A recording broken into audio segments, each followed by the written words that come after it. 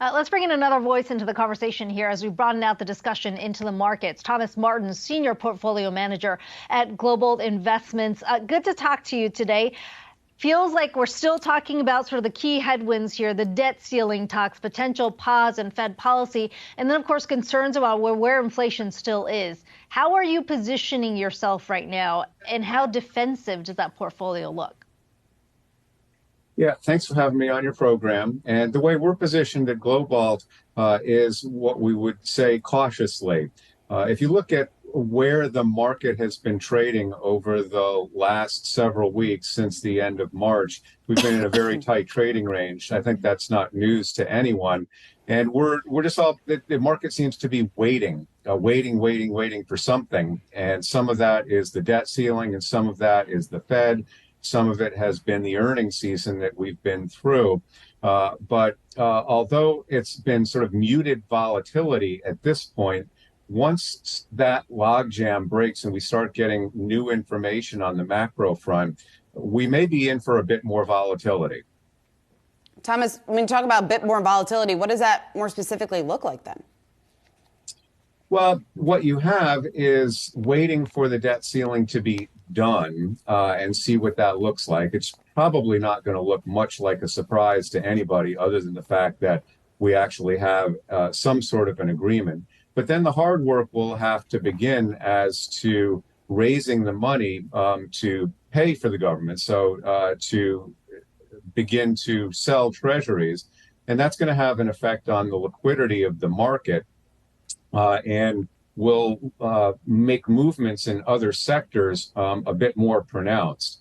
Especially, you're going to have the Federal Reserve's going to have to be careful in what they do with rates to make sure that they are still sending out the message of dealing with inflation in a very hawkish way, but also being able to have the markets have enough kind of lubrication to be able to do what they want. So the second half of the year could see a movement out of this range.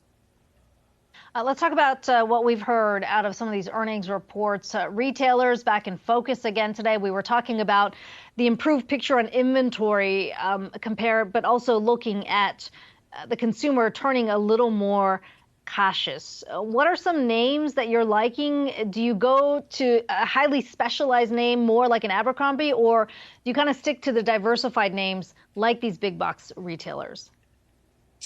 Yeah, we've been sticking with actually a little bit of both, but we've had Dick's Sporting Goods for one. They had a decent report, and they continue to really evolve their business and to be attractive to consumers. We have Nike in the apparel area, and they've been doing well also. As far as some of these other broader names, we have been cautious on those, whether it's Target or Walmart or Kohl's or whatnot, as we try and see them deal with their inventories. And the reports today were good. It looks as though these things are starting to come in and starting to settle out. Thomas, another another sector that you're closely watching is what's playing out in housing. We got the new housing starts yesterday, better than expected. We certainly have seen home builder sentiment improve. Is that a trend that you think is going to stick? Well, the big issue in the home builders is that there just isn't a lot of inventory out there. And so that's not particularly good for buyers because it's holding pricing up. But it is good for the home builders who are really the source of new inventory. So if you have existing homeowners who are reluctant to make a move because they may have to get a refinancing at a higher mortgage rate, they're going to be putting that off. But as you add new supply, that's where you have people being able to make a move. So the home builders are well positioned, and that trend is going to continue as long as rates stay high until customers get used to the higher rate environment and what they'll be able to buy with the new level of affordability, especially if prices don't come down much. What about some of the growth names, Thomas? We were talking about the run up in the tech stocks that we have seen. Um, is that a place that you'd put your money behind right now, or is there a little caution just given the pullback we're seeing on the macro side of things? Well, there has to be some caution because in those names, the FANG names in particular, Microsoft and Apple and Nvidia, et cetera, those are names that mutual funds and many investors have been underweight.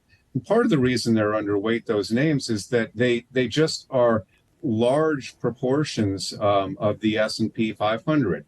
Certainly Microsoft and Apple have outsized positions in those indices, and it's if you want to own something else, then that has to come out of somewhere.